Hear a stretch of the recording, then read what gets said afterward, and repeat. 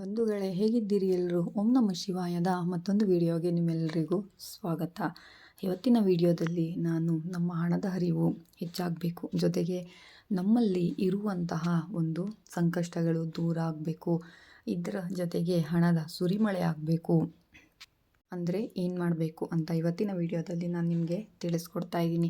ಇನ್ನು ಯಾರ್ಯಾರು ನನ್ನ ಚಾನಲ್ನ ಸಬ್ಸ್ಕ್ರೈಬ್ ಮಾಡಿಲ್ಲ, ದಯವಿಟ್ಟು ನನ್ನ ಚಾನಲ್ನ ಸಬ್ಸ್ಕ್ರೈಬ್ ಮಾಡಿ, ಲೈಕ್ ಕೊಟ್ಟು ಶೇರ್ ಮಾಡಿ, ಹಾಗೆಯೇ ಓಂ ನಮಃ ಶಿವಾಯ ಅಂತ ಕಮೆಂಟ್ ಮಾಡಿ.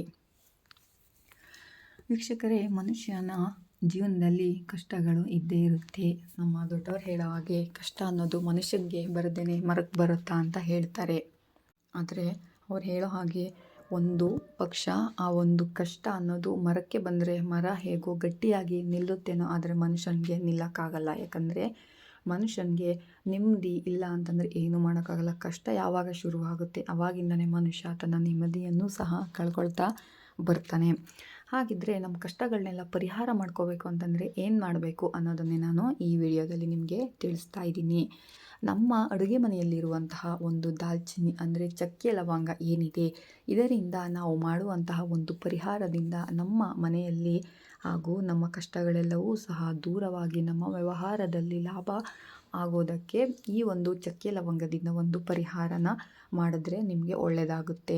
ಅದಕ್ಕೋಸ್ಕರನೇ ನಾನು ಈ ಒಂದು ವಿಡಿಯೋನ ಇವತ್ತು ಮಾಡ್ತಾ ಇದ್ದೀನಿ. ಹಾಗಾದರೆ ಆ ಒಂದು ದಾಲ್ಚಿನ್ನಿ ಪುಡಿಯಿಂದ, ಚಕ್ಕೆ ಲವಂಗದ ಪುಡಿಯಿಂದ ನಾವು ಯಾವ ರೀತಿ ಪರಿಹಾರ ಮಾಡಬೇಕಂತ ಈ ವಿಡಿಯೋದಲ್ಲಿ ನೋಡೋಣ ಬನ್ನಿ. ಮೊದಲನೇದಾಗಿ ನಾವು ದುಡ್ಡಿಡುವಂತಹ ಜಾಗದಲ್ಲಿ ದಾಲ್ಚಿನ್ನಿ ಪುಡಿಯನ್ನು ಹಾಕಬೇಕು.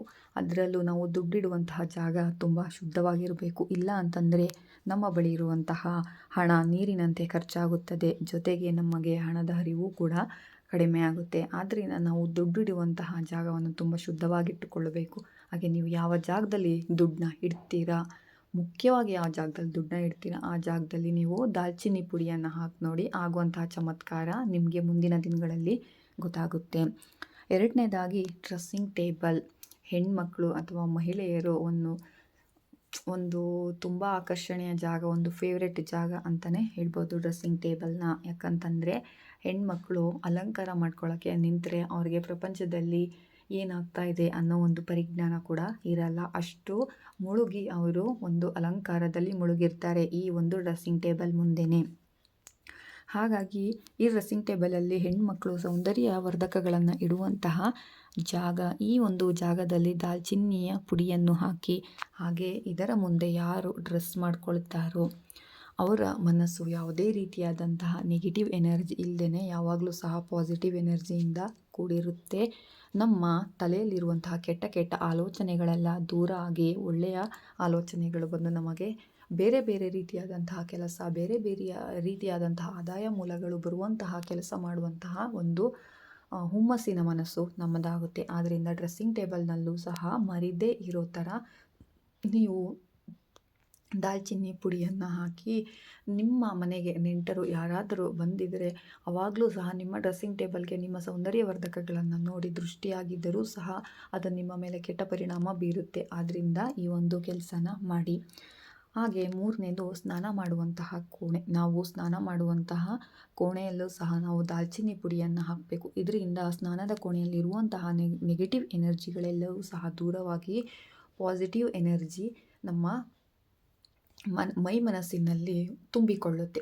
ಇದರಿಂದ ನಾನು ಮುಂಚೆನೇ ಹೇಳಿದಾಗೆ ನಮಗೆ ಯಾವುದೇ ರೀತಿಯ ಕೆಲಸ ಮಾಡಬೇಕು ಅಂತಂದ್ರೂ ಸಹ ಒಂದು ಹುಮ್ಮಸ್ಸು ಅನ್ನೋದಿರುತ್ತೆ. ನಾವು ಬೆಳಗ್ಗೆ ಎದ್ದ ತಕ್ಷಣ ನಮ್ಮ ನಿತ್ಯ ಕರ್ಮಗಳೆಲ್ಲನೂ ಕೂಡ ಮುಗಿಸ್ಬಿಟ್ಟು ನಾವು ಹೋಗೋದೇ ಸ್ನಾನಕ್ಕೆ. ಸೊ ನಮ್ಮ ಒಂದು ಸ್ನಾನ ಮಾಡಿದಾಗ ನಮ್ಮ ಮೈಂಡು ಹೇಗೆ ರಿಫ್ರೆಶ್ ಆಗುತ್ತೆ, ಅದು ರಿಫ್ರೆಶ್ ಆಗೋ ಜಾಗ ಸ್ನಾನದ ಮನೆಯೇ. ಅದರಿಂದ ನಿಮ್ಮ ಸ್ನಾನದ ಮನೆಯಲ್ಲಿ ದಾಲ್ಚಿನ್ನಿ ಪುಡಿಯನ್ನು ಹಾಕಿ, ನಿಮ್ಮ ಸ್ನಾನದ ಕೋಣೆಯಲ್ಲಿ ನೀವು ಸ್ನಾನ ಮಾಡುವಾಗಲೇ ನಿಮಗೆ ಹೊಸ ಹೊಸ ಕೆಲಸಗಳು, ಹೊಸ ಹೊಸ ಆದಾಯ ಮೂಲಗಳನ್ನ ಮಾಡುವಂತಹ ಯೋಜನೆಗಳು ಅಲ್ಲಿಂದನೇ ನಿಮಗೆ ಶುರುವಾಗುತ್ತೆ. ಮುಂದಿನ ಒಂದು ಚಮತ್ಕಾರವನ್ನು ನೀವೇ ನೋಡ್ತೀರಾ. ಇನ್ನು ಕೊನೆಯದಾಗಿ ಆ ದಾಲ್ಚಿನ್ನಿ ಪುಡಿಯನ್ನು ನಿಮ್ಮ ಬಲಗೈನಲ್ಲಿ ಇಟ್ಕೊಂಡು ಮನೆಯ ಮುಖ್ಯ ದ್ವಾರದ ಹೊರಗೆ ಹೋಗಿ ನಿಂತು ಆ ಪುಡಿಯನ್ನು ಉರುಬಿ, ಹೇಗೆ ರುಬ್ಬಬೇಕು ಅಂತಂದರೆ, ಆ ಪುಡಿ ನಿಮ್ಮ ಮನೆಯ ಮುಖ್ಯ ದ್ವಾರದಿಂದ ಒಳಗೆ ಬರುವಂತೆ ಆ ದಾಲ್ಚಿನ್ನಿ ಪುಡಿಯನ್ನು ರುಬ್ಬಿ. ಇದರಿಂದ ನಮ್ಮ ಮನೆಯಲ್ಲಿರುವಂತಹ ನೆಗೆಟಿವ್ ಎನರ್ಜಿಗಳು ಎಲ್ಲವೂ ಸಹ ದೂರವಾಗಿ ಪಾಸಿಟಿವ್ ಎನರ್ಜಿ ನಮ್ಮ ಮನೆಯಲ್ಲೂ ಸಹ ಶುರುವಾಗಿ ಲಕ್ಷ್ಮಿಯ ಕೃಪಾ ಕಟಾಕ್ಷ ನಮ್ಮ ಮನೆಯಲ್ಲಿ ಸದಾ ಇರುವಂತೆ ಆ ಒಂದು ದಾಲ್ಚಿನ್ನಿ ಪುಡಿ ನಮಗೆ ತುಂಬ ಸಹಾಯ ಮಾಡುತ್ತದೆ. ವೀಕ್ಷಕರೇ, ನೋಡಿದ್ರಲ್ಲ, ನಮ್ಮ ಅಡುಗೆ ಮನೆಯಲ್ಲಿರುವಂತಹ ಒಂದು ಚಿಕ್ಕ ಮಸಾಲ ಪದಾರ್ಥದಿಂದ ನಮ್ಮ ಜೀವನದಲ್ಲಿ ಆಗಿರುವಂತಹ ಕಷ್ಟಗಳಿಂದ ನಮಗೆ ಹೇಗೆ ಪರಿಹಾರ ಸಿಗುತ್ತೆ ಅಂತ ಈ ಒಂದು ಸಣ್ಣ ನಾನು ಉಪಾಯ ಏನು ಹೇಳಿದ್ದೀನಿ ಇದನ್ನು ಮಾಡಿ ನಿಮ್ಮ ಜೀವನದಲ್ಲಿ ಆಗುವಂತಹ ಬದಲಾವಣೆನ ನೀವೇ ಮುಂದಿನ ದಿನಗಳಲ್ಲಿ ಕಂಡುಕೊಳ್ತೀರಾ.